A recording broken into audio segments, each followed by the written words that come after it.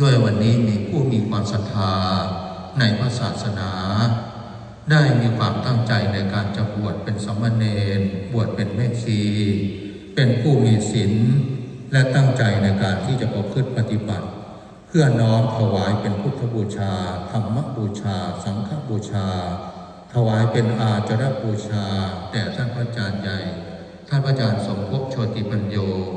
ตลอดทางขออุทิศส่วนบุญนี้ถึงครูบาอาจารย์ผู้มีพระคุณทั้งหลายคุณบิดามารดาปู่ย่าตายายขอเทวาลักษ์ลุกเทวดาภูมิเทวดา